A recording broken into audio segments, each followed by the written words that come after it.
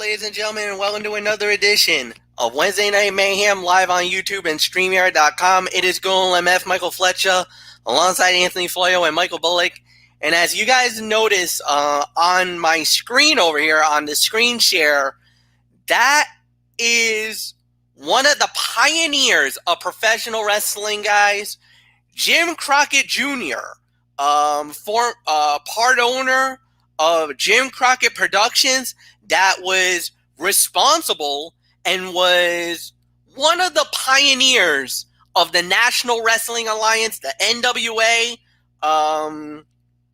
Unfortunately, we just found out within the last half hour by our very own Derek Ferreira that Jim Crockett Jr. has passed away at the age of 76 due to organ failure, is what it's being reported here tonight. It was actually due to kidney and liver failure, and it was Johnny Morton of the Rock and Roll Express that actually made the official announcement not too long ago that Jim Crockett Jr. had passed away. As many of you guys know, Jim Crockett Jr. Took over for his father, Jim Crockett Sr., and ran the day-to-day business of the company as he was the president. His first term was in 1980 and continued as it basically took over the company and only ended it in 1982, then came back in 1985, and then got elected for a third term in 1987. Jim Crockett Jr. was also the man that sold the company to Ted Turner in 1988, and then thus that's when WCW was created, and we all remember that run. Jim Crockett Jr. was also one of the pioneer guys that brought the likes of Ric Flair, the American Dream Dusty Rhodes, the Midnight the Rock and Roll Express, and many of the great names, especially during the WCW days. They were the reasons why this company thrived and was really the passage of his father, Jim Crockett, and he was able to turn it into something very viable. He also was the one that brought it to the competition during Saturdays, the Saturday night wrestling events. That was around 6 p.m., 6:05, as a matter of fact, was during the Jim Crockett era. So, this man, without a doubt, was a pioneer in wrestling, a big name in wrestling, and was very successful up until the point that he actually ended the run and thus turned that company, what was viable, into a major media conglomerate for himself, and was very well. Later in his life, right before post his retirement, where he left the company shortly after 1995, he basically went on to be a realtor and mortgage loan organizer in his later years in life. And like we said, the first reports came out from Uncle Dave Meltzer of Wrestling Observer about a week ago that Crockett's health was on the decline, and as noted from Johnny Morton of the Rock and Roll Express, Jim Crockett passed away earlier this afternoon. We just found out via Derek Ferreira literally about a half an hour ago that Jim Crockett Jr. has passed away at the age of 76. So with that said, Anthony Florio, why don't you come on in, my friend? Um, Another great man, one of the legends of professional wrestling on the promoter side, has passed away here tonight. Jim Crockett Jr., dead at the age of 76. I'll tell you, MF, this is a very sad night for the world of professional wrestling. This is a dark day for professional wrestling. Jim Crockett Promotions, and I want to apologize to you guys for running late. I was doing extensive research and I knew about this story and I wanted to provide you guys with the absolute best professor knowledge that I can absolutely do because I am the professor of this show and that's why I was late. So if you're wondering where I was, that's where I was. So you know how seriously I take my research and that's why I'm right here and right now. So oh man. Um, Heavy heart this evening, but I'll tell you what. I mean, he was born a day after me. I mean, his birthday was August 10th. I mean, that's the first thing. And but I'll tell you what. I mean, for everything, he took over the business from his father and he was the heart and soul of the National Wrestling Alliance. He was the heart and soul of that. I mean, the promotions in the territory days, in North Carolina, in the Carolinas, and in the southern region. And MF mentioned just about everything, but he famously purchased the Saturday night television time slot on the superstation WTBS from Vince McMahon in 1985, a decision that would shape the pro wrestling landscape for the next 16 years and laid the foundation for All Elite Wrestling to debut on TNT on October the 2nd of 2019. And he purchased a number of other promotions, Championship Wrestling from Florida that was owned by the late great Eddie Graham. I mean, the Universal Wrestling Federation and helping the unified NWA promotion into a national product. And during his tenure, I mean, the Great American Bash would never have been a pay-per-view if not for this man.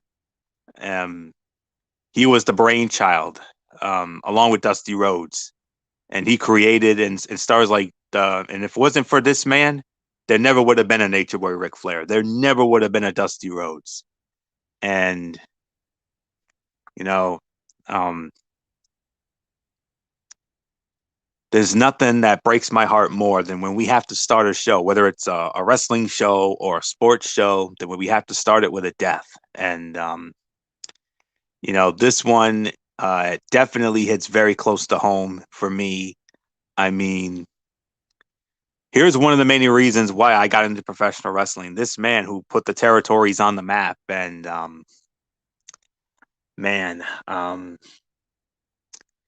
you know, just the visions that he had, and you know, um,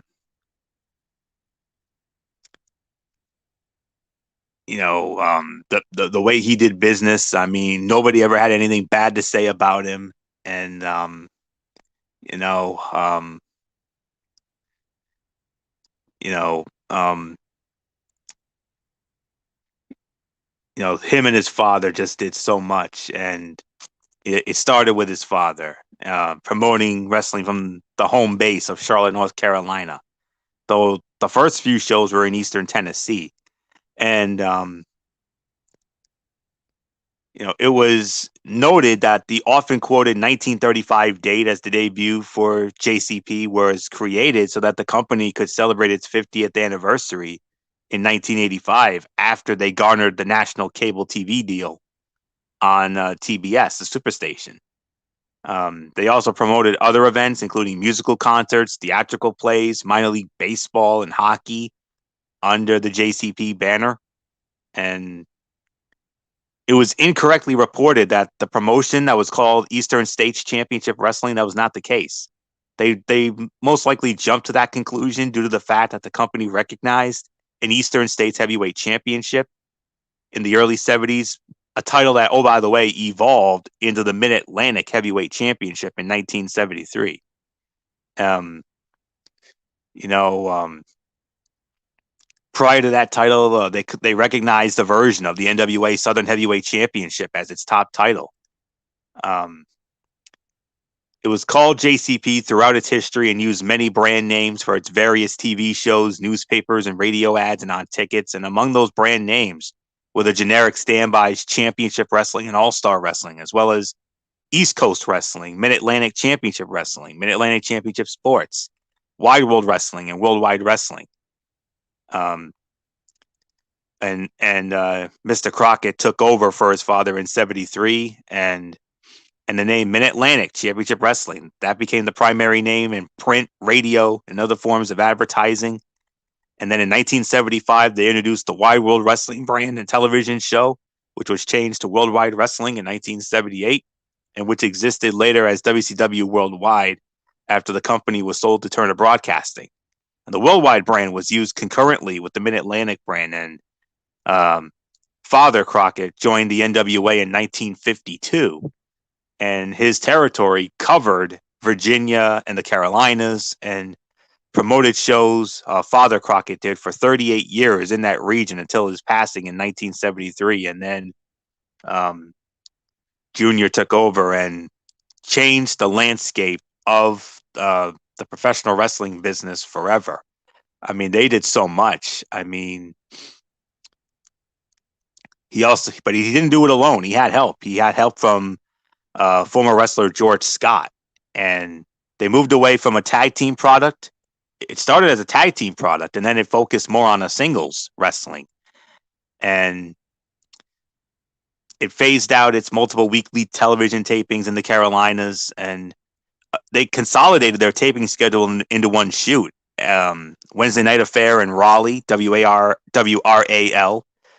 That agreement lasted until 1981, and then they moved to the WPCQ studios in Charlotte. And so many of these championships that we know nowadays in the business, guys, I mean, go back to 1975, and in that Mid-Atlantic and Wide World Wrestling, that's when we got the United States Heavyweight Championship, which is now a cornerstone of Monday Night Raw. And it wasn't just Saturday night. It was also Best of NWA Wrestling at the WCCV studios in Charlotte, adjacent from the old Charlotte Coliseum, which then featured the great Johnny Weaver sitting down with top stars in a coach's show type environment. And they eventually expanded, running shows in Eastern Tennessee, parts of West Virginia, Savannah, Georgia. And then in the late 70s, early 80s, guys, they moved on to Cincinnati and Dayton, Ohio. And they bought into Frank Tunney's promotion in Toronto, which was known as Maple Leaf Wrestling. And, right around the Buffalo area. And then in 1981, Crockett was able to make it, so his successful show was now completely based in Charlotte, thanks in part to the Nature Boy Ric Flair winning the NWA World Heavyweight title. And that also helped him hire Ole Anderson. And Crockett partnered with Ric Flair and Blackjack Mulligan, started a secondary company out of Knoxville, Tennessee, which operated under the name Southern Championship Wrestling. And Blackjack Mulligan, big part of that, as well as Barry Windham, Kevin Sullivan, the future honky tonk man, Wayne Ferris, when he was going by his real name, the Mongolian Stopper, Terry Taylor, Tim Horner, but that lasted a year. But then in the 80s, of course, that's when the wrestling boom took over, as we all know. The territory system was collapsing under pressure from Titan Sports, obviously WWF, Vince McMahon, that whole thing. And he had plans for he had plans for a big future, and his vision was to create a united NWA by purchasing or merging all of the territories. And then Ted Turner comes in, and then we were off and running, guys. We were off and running, and then those legendary battles with the WWF and NWA, WCW. I mean, but the biggest year, 1985, and um, Crockett was the first to help counter the WWF, and after the first WrestleMania, and the Saturday night spot, obviously, GCW, Great American Bash, and I mean, and then he gained control of the St. Louis Wrestling Club, the Heart of America sports attractions, Championship Wrestling from Florida, from the Grahams, from Eddie Graham, Bill Watts, Cowboy Bill Watts, Hall of Famer, Mid South Sports, and despite the fact that he had consolidated 6 territories, it must be pointed out that JCP and NWA were 2 separate entities, and that Crockett, like all promoters before him and since, was simply licensed the NWA brand name. And my best memories of what Crockett did was when he ran specials against the WWF. I mean, Survivor Series, 1987, Thanksgiving night, both on pay-per-view, Survivor Series and Starrcade. Vince McMahon, did not want people tuning in to Starrcade. WWF informed the cable companies that if they chose to air Starrcade, they would not be offered future WWF shows.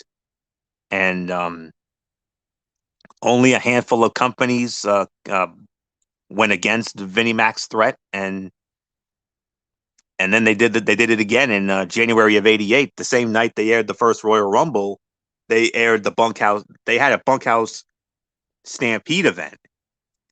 And then, of course, March the 27th of '88, big night here. The very first Clash of the Champions, Greensboro, North Carolina, MF Country, went up against WrestleMania 4. And that was the night, guys, that Sting and Ric Flair had that legendary 45-minute draw. That 5-star classic. I'll never, ever forget it.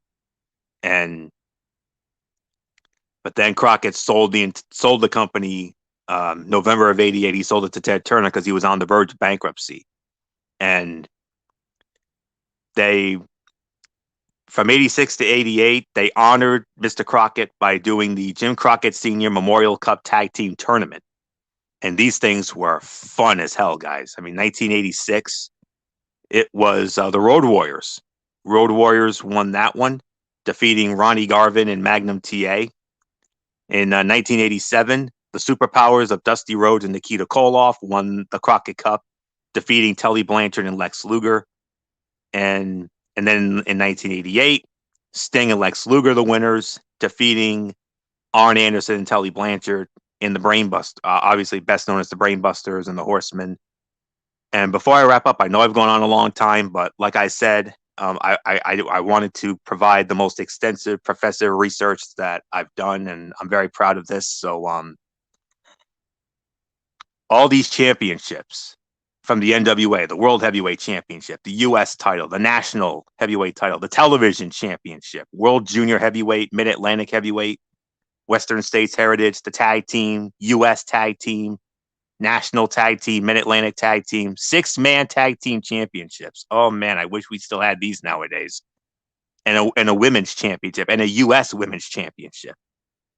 If not for Mr. Crockett, none of these championships would be in existence. And to this day, the only one of these titles that still exists, well, of course, the NWA World Heavyweight Championship, better known as the 10 pounds of gold.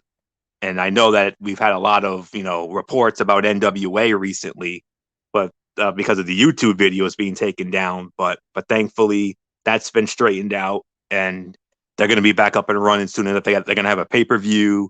Power's going to be coming back. MF, I know how much you love the Power show, and good news. It's okay. It's just that they're working on some big arrangement. I think there's some sort of merger coming, I think, from what I read. So that is that. So to Mr. Crockett, our thoughts and our prayers and our condolences are with his family, his friends, and all of the wonderful talents that got to work for him, in the territories and in the NWA, obviously. And I'm sure Ric Flair's got to be devastated. And you notice one of the mainstays of the promotion we saw him on Dynamite tonight.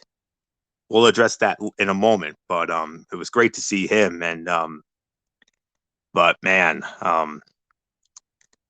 for Mr. Crockett, for what you did for the professional wrestling business, on behalf of all of us here at the Wrestling Forum and our family of shows, we simply say, as I always like to say, thank you, sir, for the memories. Thank you for the inspiration. And most of all, thank you for Jim Crockett. Thank you for everything you did for the business. These guys and I and all of the professional wrestling fans all around the world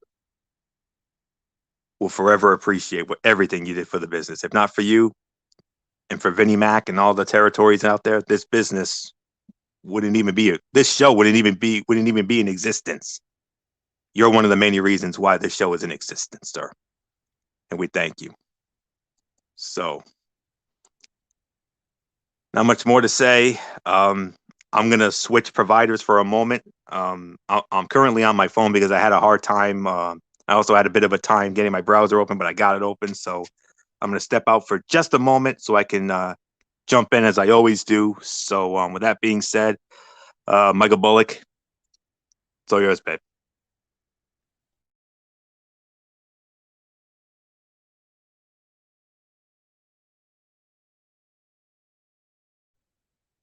Bullock, are you there?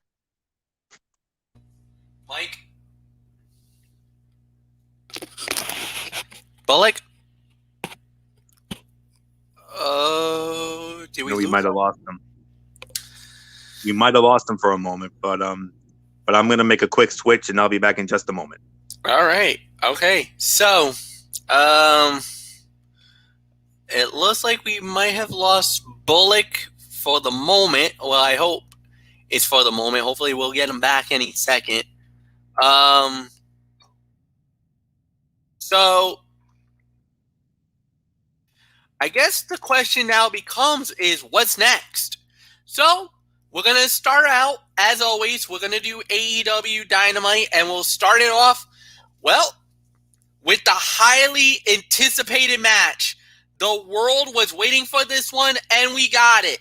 Shaquille O'Neal and Jay Cargill going up against Cody Rhodes and Red Velvet. Shaquille O'Neal and Jay Cargill wins the match. 11 minutes and 45 seconds. Okay. This is what... All right. I think the way I'm going to call this is it goes like this. The bar was so low for Shaquille O'Neal, we did not know what we were going to get out of this fight. Honestly. What we witnessed was actually a pretty good match. A solid 2.5-star match. Obviously they were going to give the celebrity the win. So obviously Shaquille O'Neal getting the win with Jade, no big surprise. I think that's right booking. You brought this big for exposure. So imagine what Inside the NBA is going to be like tomorrow night on TNT. That's what the big factor is going to be. So, it was fun. It was solid. Like I said, the bar was set really low for Shaquille O'Neal. And I thought he did a very good job. He did what he needed it to do. He looked good in the ring. I'm going to openly admit that. He looked very good in the ring. So, 2.5 stars. Anthony Florio, it is all yours. All right. I'm actually going to go a little bit higher, MF, because this was a great match. I'm actually going to give this. I'm gonna call this the sleeper fight of the night, and I'm going to give this between 3 to 3.5 stars. I mean, celebrity matches are always tough because you have to be willing to give the non-wrestler a certain amount of leeway. They're not going to be capable of putting on a clinic, so we tend to rate them on a different scale. Pat McAfee changed all that when he made sure his match with Adam Cole blew everyone away. Now, every pro athlete who appears in a wrestling ring will be judged using McAfee as a measuring stick. That said, Shaq is a 7-foot giant who is also 48 years old. He was never going to do backflips off the top turnbuckle or run the ropes like a cruiserweight. He was always going to use his size and power to dominate. Shaq did a good job in his role, but this match was designed to highlight Jade Cargill and Red Velvet more than the men, which probably worked to its benefit. Shaq and Cody got to do a few fun spots, but the bulk of the actual wrestling was handled by the women. Jade is green, but they set up things so Velvet did a lot of the proverbial heavy lifting, while Jade used her power to do the literal heavy lifting. They worked smart, but you could still see some awkward moments and minor mistakes. Anybody who expected this match to be a disaster was probably surprised when it turned out all right. It wasn't the best celebrity match we have ever seen, but it certainly wasn't the worst. The women did a lot more work than the men and deserve more credit. So I'm actually going to give it about 3, maybe 3.25 at the absolute best. The two spots that stood out for me, Red Velvet when she did that moonsault off the top rope and diving onto everybody. But the moment that's going to get people talking was when Cody did the high cross body that sent him and Shaq through those tables that were set up outside. I mean, everybody lost their mind. I lost my mind. I'm sure you guys lost your minds. So that's really all we can say on this. So 3.25 for me. I don't know if Bullock's back in yet. I hope he is. And then, okay, there he is. Okay, we got him, MF. So Michael Bullock, maybe a quick thought from you regarding the passing of Jim Crockett, and then your thoughts on the opening match with Cody and Velvet against Shaq and Jay Cargill. Yeah, like you said, I mean, this was a sad day for professional wrestling, especially with Jim Crockett, with what he did for Crockett Productions, and especially with the NWA. So yeah, you pretty much touched on everything. So definitely, my thoughts, prayers, and condolences go out to the family. So yeah, and as far as this goes, I agree. This was a 3 to 3.25 star match. I mean, I'll tell you. I mean, I think Shaq. I thought he looked good in his AEW in-ring debut, and so yeah. I mean, there's really nothing more to add to it. So I'll just give it to you, Fletch. All right, and the next thing that we had, guys, was a tag team fight, as it was Pac and Ray Phoenix versus John Skyler and D3. Pac and Ray Phoenix won the match in 1:10 seconds. There's really nothing more to add. Even Jason Powell from ProWrestling.net said it best. An all-out squash match. Dud, worst fight of the night, automatically, no questions asked. The next match that we had, now this is interesting, as it was Dax Harwood, Cash Wheeler, and Telly Blanchard. Yes, the legendary Telly Blanchard in the ring, accompanied this time by legendary Four Horsemen manager J.J. Dillon, the one-time WCW president of the company, and they went up against the Jurassic Express, Luchasaurus, Jungle Boy, and Marco Stunt. And when it was all said and done, the winner of the bout in 11 minutes and 20 seconds, FTR wins the match. Anthony Florio, you lead off. What was that time again? 11:20. You can make an argument for this to be the fight of the night, and do you remember that old NWA mainstay, J.J. Dillon? That was a Crockett guy through and through. Let me tell you. You want to talk about a Crockett guy? He was a Crockett guy, no doubt about that. I mean, he was a part. I mean, Telly Blanchard, that's another Crockett guy. I mean, heck, you even saw Double A out there for during the post match. They threw it up, and man, I mean, before I get into my analysis, I just want to quickly take a moment here and say to you guys, I mean, I got chills during that entrance. I mean, did you see when Telly Blanchard and FTR came out? FTR came out with the old school I believe those were the old school World Tag Team Championship belts. And Tully Blanchard came out with one of the old school United States Heavyweight Championships. Oh my God. I mean, I had a heavy heart at that moment because you guys know my love for old school professional wrestling. And I was like, oh my goodness, this just warmed me. It really did. And brought back a lot of memories, great memories from my childhood. Thank you guys for that. And who would have thought we would ever see Tully Blanchard back in the ring, let alone with his old United States Heavyweight Championship. 2021 is already wild. This was a typical 6-man tag match with some added novelty due to the inclusion of Dylan and Blanchard. It felt like a 4 Horsemen reboot was being teased. FTR, Jungle Boy, and Luchasaurus are all reliable workers who have good chemistry. Marco Stunt is a gimmick performer who is always willing to take a big bump to put his opponent over. All of the pieces fit together nicely. Was anything about this perfect? Absolutely not. Was it entertaining? Yes, if this is your type of wrestling. Everybody looked competent, and they paced themselves well, so the tags made sense. The ending is where things fell apart a bit, but it was great to see Sean Spears back with Tully Blanchard. So a lot of potential coming out of this. So, man, that everything about that was just fun for me. So I could probably give this about 3.25 to 3.5 stars for the effort, but that's all I can say. Michael Bullock, I mean, how cool was it to see Tully Blanchard back in the ring and see him come out with his old U.S. title and FTR come out with those old World Tag Team titles? Oh, that brought back so many great memories for me. Yeah, I mean, this definitely brought back a lot of memories for you and for every other wrestling fan to see those old school belts with Tully Blanchard and FTR.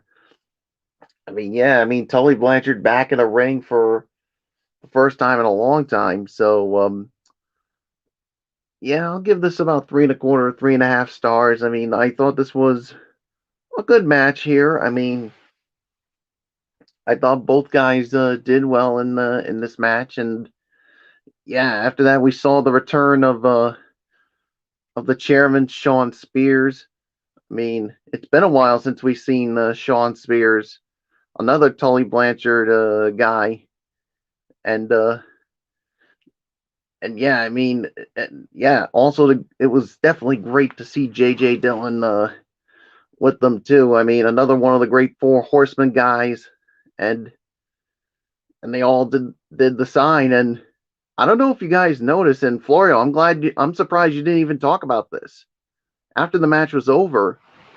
I mean, not only they did that, and who came out as well? Arn Anderson came out. Arn Anderson, yes. And he gave the sign as well. What the heck was he is he trying to say when it comes to this? I really don't know. So that was a little surprising. So there's really nothing more to add to it. So Fletch, it is yours. Yeah, this was solid. This was really good. Sleeper fight of the night. I can totally agree with that. I think it was better than what we expected it to be. I think that's the best way to say it. Solid match, 3 stars, and we'll just move on right along. So next up we had was a special interview with Paul White, aka The Big Show. He made a big announcement. He said that look, he talked about that. He said that AEW will hire and put under contract a Hall of Fame worthy talent who's a huge surprise and is going to be a huge asset to AEW. But he would not reveal who that person is. We're going to have to wait to Sunday night at Revolution to find out who that is. Already the internet is exploding on who that might be. So, who did they get? Who's that big name? We're going to have to find out on Sunday night who that's going to be.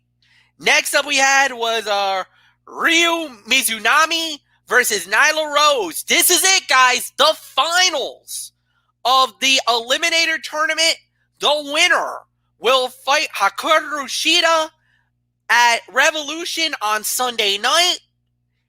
Ryu Mizunami wins the match. She advances 12 minutes and 50 seconds. She wins the tournament.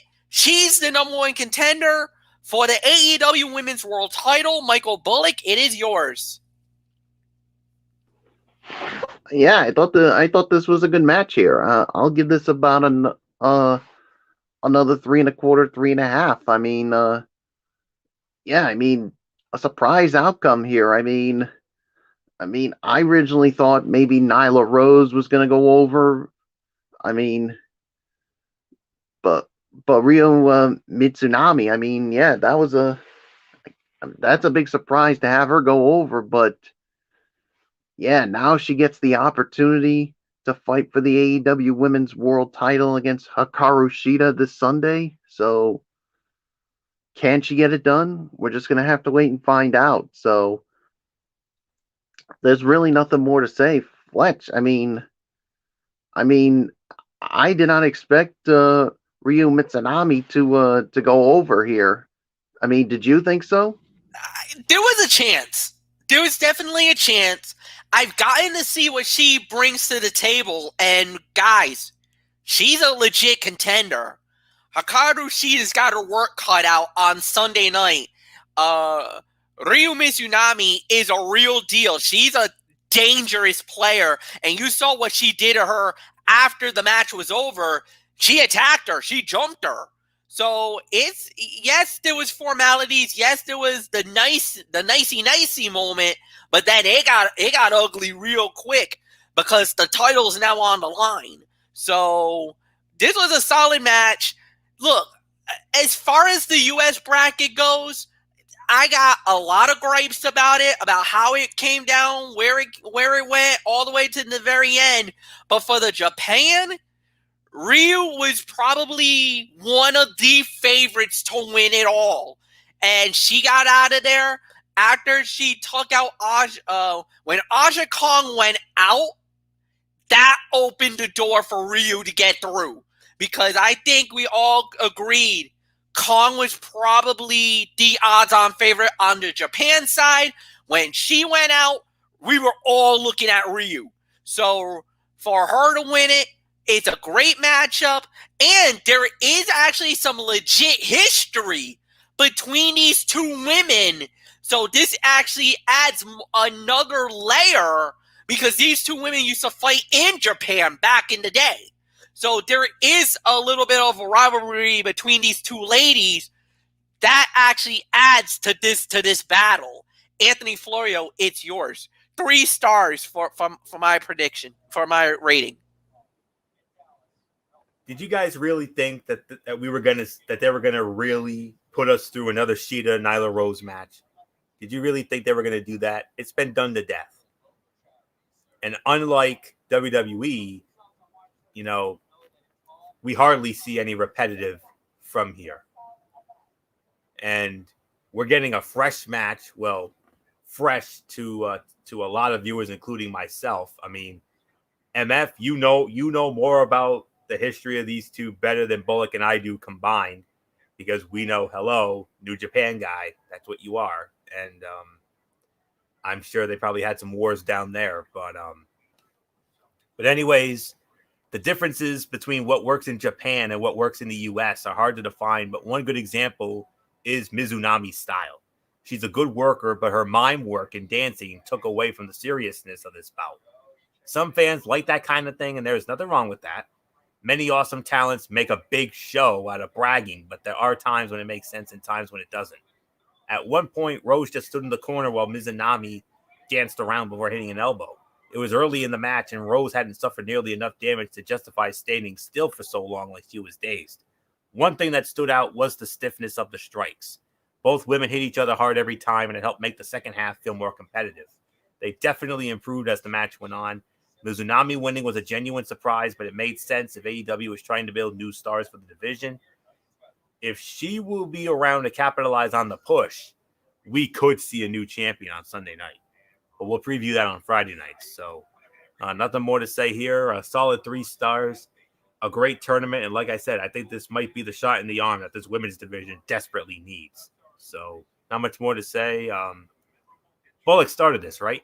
So it goes back to you, right, MF? Yes, it does. Okay. Yep. So, all right, guys. So, next up on AEW Dynamite, it was. Hold on one second, folks. I apologize. Trying to work this off my cell phone. All right.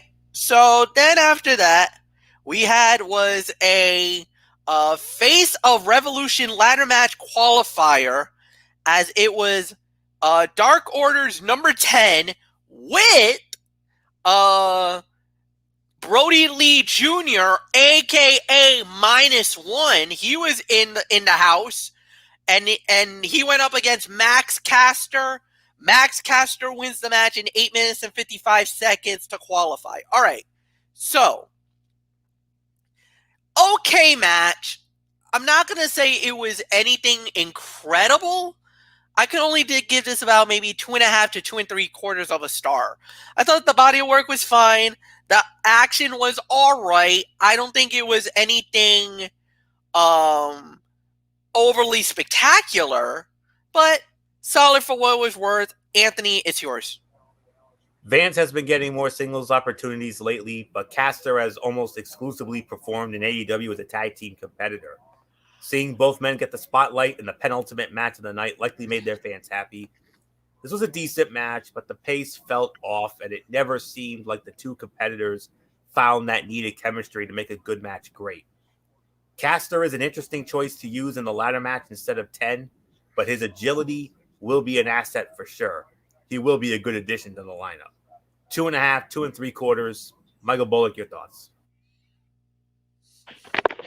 2.5 stars. I agree with the rating. I mean, it was fine for what it was. I mean, nothing really that special to write home about, so there's really nothing more to say. So let's just move on, Fletch. Main event of the evening, Adam Hangman Page and John Silver goes up against Matt Hardy and Mark Quinn. When it was all said and done, winners of the bout in 11 minutes even, Adam Hangman Page and John Silver. Anthony, it's yours. This was a high-energy tag match that addressed 2 separate feuds at once. Even without the stakes they will all have on Sunday, this match felt important because the performers acted like it was. Ending a go-home show before a pay-per-view with a huge brawl is a classic move. It felt like AEW did a good job addressing every major storyline while also having the first half hour devoted to Shaq's match. And that's really all there is to say on this for me. Another 3-star match. So not much more to say. Michael Bullock, your thoughts? Yeah, this was a 3-star match for me. I mean, this was definitely a good match and a good way to close out AEW. I mean, especially with that brawl that we saw at the end of the show. So there's really nothing more to add to it. Fletch, it is yours. 3 stars, good closing match. Nothing more to add. Michael Bullock, overall review is yours. I thought it was a good go home to Revolution edition of Dynamite. So I'll actually give this about 7.5 out of 10. Maybe 7. You know what? 7 to 7.5 is my rating for it. I mean, they did address some things going into the Revolution pay-per-view. So yeah, so a good way for them to go into it. So Fletch, I mean, how do you think they did on this Go Home to Revolution edition? 7 stars, no doubt about it. Solid show. Really nothing more to add, to say the very least. Anthony, quick thought. This week's Dynamite had its high and low points, but the highs outnumbered the lows, and sometimes that's the best we can hope for with modern wrestling. So, solid matches all around. I mean, the Shaq match was obviously the highlight. And before I wrap it up, how many of you guys were surprised that match was not the main event? That should have been the main event. I really felt like that should have been the main event, but a lot of the times what they want to do, and I like AEW for doing that, throw your biggest high-profile match right out there. let the fans were the ones that were clamoring for this fight. Don't make them wait to watch it the whole night. You wanted it, you got it. Right then and there, jump out with a bang. You wanted it. I gotta commend AEW for that. Because of the fact that this was highly anticipated, and on top of that, is everybody gonna really wait for 2 hours to see Shaquille O'Neal? Really? I don't know. WWE would have. WWE probably would have made us wait for that, but AEW was like, you know what? Let's do it. Let's get the headlines out. We can harp around it and do whatever we need to do. And they gave them, like you said, almost 30 minutes with all the payout, the setup, the match itself. You had like 30 minutes of it. So I mean, they got plenty bang for the buck on that one. No doubt about it. All right. I'm all set here. I agree with you guys. 7 out of 10. Let's quickly try to get into NXT. And my apologies for taking up so much time on that Crockett stuff. I couldn't help it, man. Fair enough. No problem, Florio. No problem. All right. So unfortunately, we got to start with bad news because this was supposed to have been MSK versus Oney Lorcan and Danny Burch, but as you guys know, MSK got jumped by Burch and Lorcan. Unfortunately, they were unable to fight, so they gave us Tommaso Ciampa and Timothy Thatcher in a non-title match. And, of course, the tag team champions goes on to win the match in 9 minutes and 46 seconds. Look, we can say whatever we want to say, but whenever you needed a backup plan, boy, does NXT know how to do it. The roster is so darn deep, and their tag team division is so deep right now, they could put the worst team out there, and they still would get a passable fight. This was a solid match. This was a 3-star for me, and this is why NXT is better than anything WWE. And hell, I'll even say it. They're better than AEW's tag team division right about now. Florio, it's yours. I thought there was at one point we considered AEW's tag team division to be the best out there. Not anymore.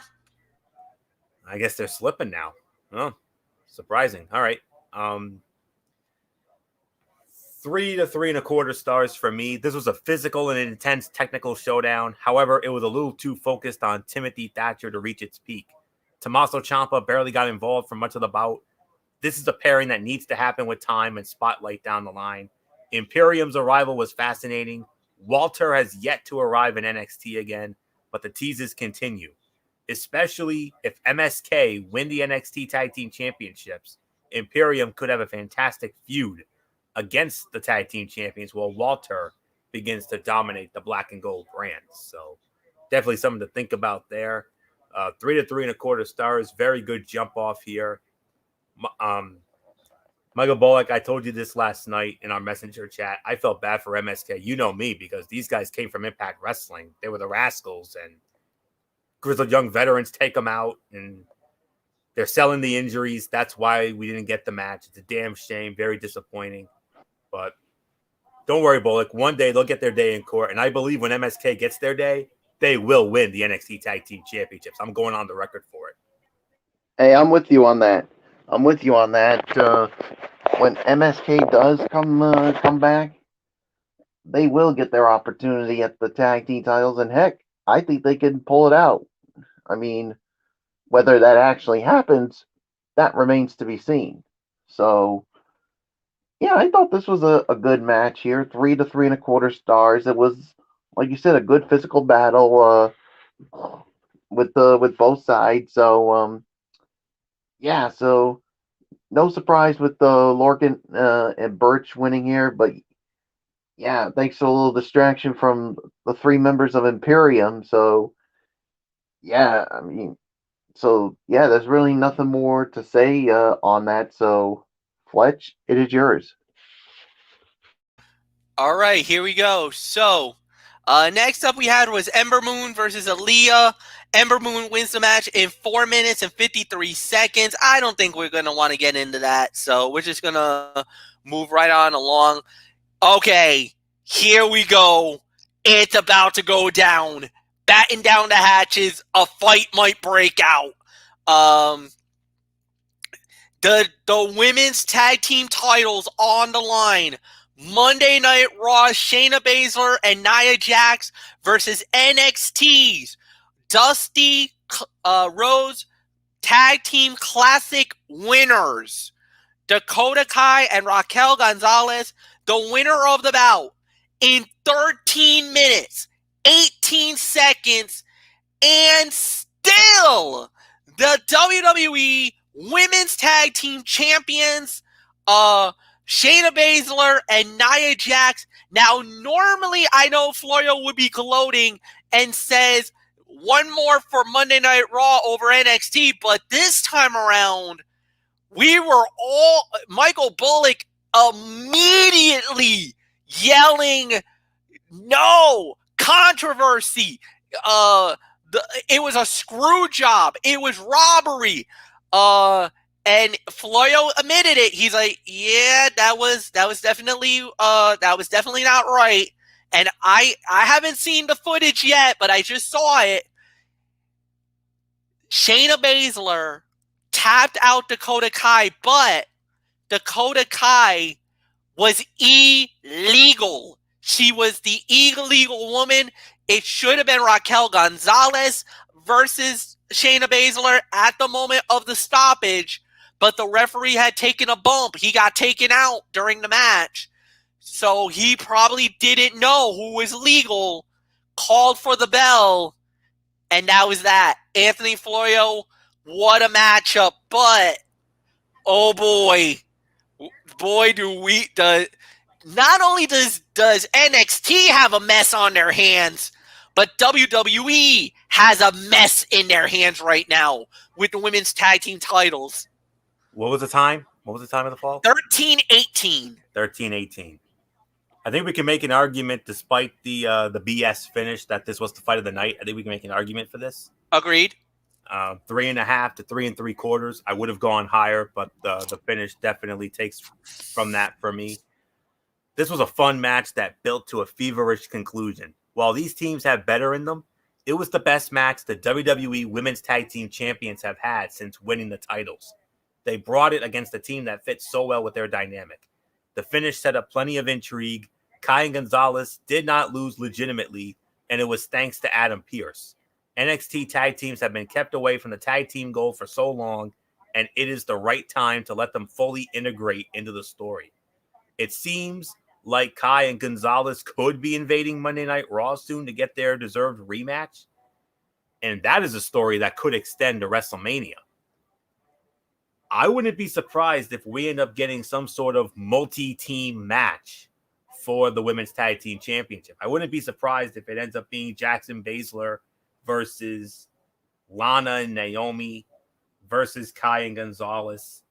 And maybe if they want to throw one more team in there like they did at 35, we'll have to wait and see on that. But later in the night, Mr. Regal,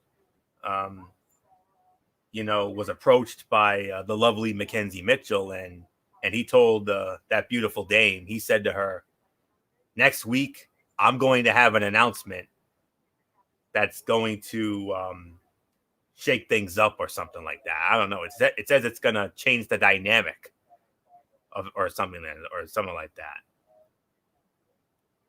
Next week, this week I was a little more intrigued by AEW, mainly because of the Shaq match, but I think next week we're going to be more intrigued by NXT because we got some big things coming up on the pipeline for that show. And whatever this announcement is, I got a feeling it might concern what happened here tonight. And MF is right. I am a Raw guy through and through. I bleed the Raw red. You guys know that. And I always have and I always will. But to win a match the way they did tonight, no, I cannot. I cannot. For a couple of reasons. One, Michael Bullock would rip my head off. And two, the other reason, it's because you guys know me. I am a man of good faith and integrity. And what happened tonight, Dakota Kai and Raquel Gonzalez got utterly, totally, royally screwed on this show tonight. In my honest opinion, right now, they should be the WWE Women's Tag Team Champions. Period. End of quotation. End of statement. Michael Bullock, your girls got screwed, plain and simple, and they deserve damn better than what they got tonight. Disgusting. Yeah, WWE really, and Fletch, you're gonna like what I say. They really screwed the pooch on this one. I mean, yeah, I mean, Adam Pearce. I mean, sending a raw, sending a looks like a raw referee, and yeah, I mean, he literally just rang the bell, and he didn't even. I mean, he should have realized that it was Raquel Gonzalez that was the legal woman in this match, not Dakota Kai. So he just rang the bell, and that's when I was like, no, I'm crying foul on that one. And yeah, I mean, 3.5 stars. I agree with you. I mean, I would have gone for, but the screwy finish really did take away from it. And yeah, I mean, who knows? I mean, who knows what that announcement could be next week regarding what happened tonight? Could Raquel Gonzalez and Dakota Kai get another opportunity at the women's tag team titles, which I think they should after they got screwed? And let's not forget one thing, guys. I mean, I did hear something from a little interview with the Dakota Kai. I don't know when this was. She talked about um, competing at WrestleMania. I don't know. Do I get the feeling that maybe we could get the rematch at WrestleMania? I mean, it's a possibility, but who knows? Maybe, like Florio said, you could also throw maybe Naomi and Lana in there because they want a shot at the belts. I mean, we're just gonna have to wait and see, but yeah, I mean, they literally got screwed in this one, so there's really nothing more to say to it. So, Fletch, it is yours. All right. So here we go, guys. So right now, we're going to wait and see how it plays out. Next up we had was Cameron Grimes versus Bronson Reed. Cameron Grimes wins the match in 5:06. Do you guys want to talk about it, or do you guys want to move on? Move on. Move on. All right. Well, we got a lot. Then after that, whole bunch of filler stuff. Then we go into our main event of the evening, as it was Finn Balor going one-on-one with Roderick Strong, winner of the bout in 13 minutes and 47 seconds. The NXT champion, Finn Balor. Mike Bullock, it's yours, man.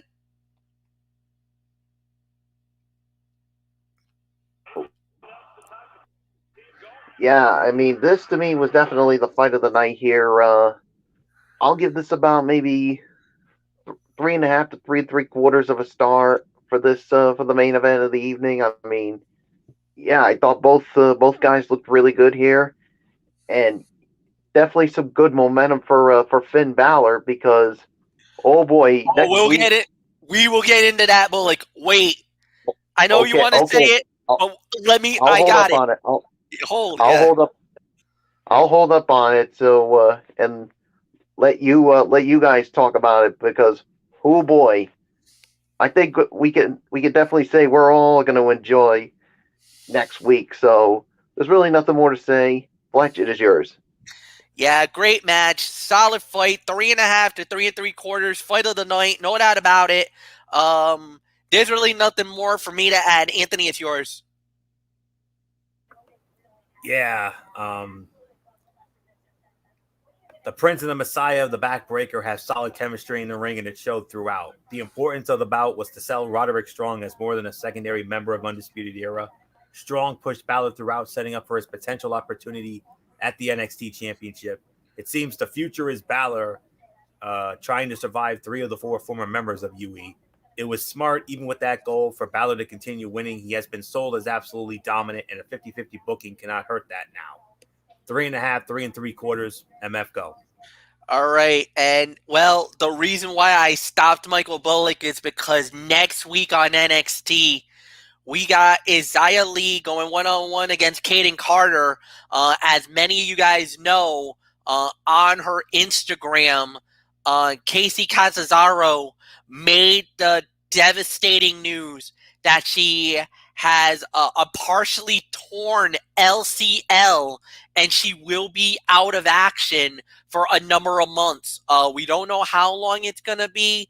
Normally, MCL, ACL, that type of injuries takes about a year, but because it's a partial tear, not a complete tear, but a partial tear, maybe 6 months is what I'm thinking.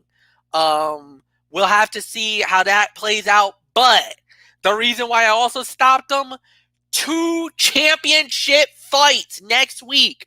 Number 1, the NXT Women's title on the line as the Genius in the Sky, Io Shirai, puts the title on the line against Toni Storm, and the NXT World title on the line next week, Finn Balor versus Adam Cole on NXT next week, including that major announcement that was going to be made by Mr. William Regal. What is it going to be? We already know what that news could be. And because there is a talk or an announcement that was made earlier today that NXT will be moving from nights, going from Wednesday night to Tuesday night, or could it be that for the first time ever, legitly, could NXT have an actual presence at WrestleMania? We'll have to wait and see. So we'll find out soon enough. But my goodness, what a night it was. I got to give this another 7.5 out of 10. I don't really think there's really much more to talk about on this one. Anthony, it's yours. Yeah, 7.5. I think that's about right. I mean, we had 2 great matches, which was Finn Balor and Roderick Strong, and of course that women's tag team title match. You could easily make an argument that the women's tag team title match should have been the main event of this show, and I kind of feel it should have been, especially with the ending that we got to that thing. I mean, I think it should have been in my book, but no. Solid show this week, but you got a takeover worthy show headlined by those 2 huge championship matches, and of course that whatever that bombshell that Mr. Regal's gonna drop. So I mean, kind of an odd show. A couple matches that were forgettable at best, and a very awkward one in Ember Moon and Aaliyah. And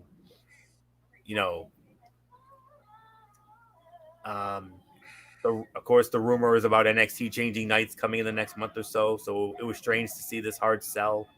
Though maybe it's one last shot at trying to gain back in the ratings war on Wednesdays. The way therapy segments, something, I guess.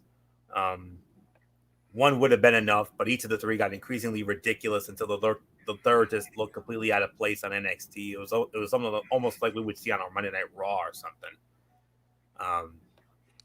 All in all, not much more to say other than, as ever, we are on a march toward a big show that's too soon to get the proper build, and we'll see.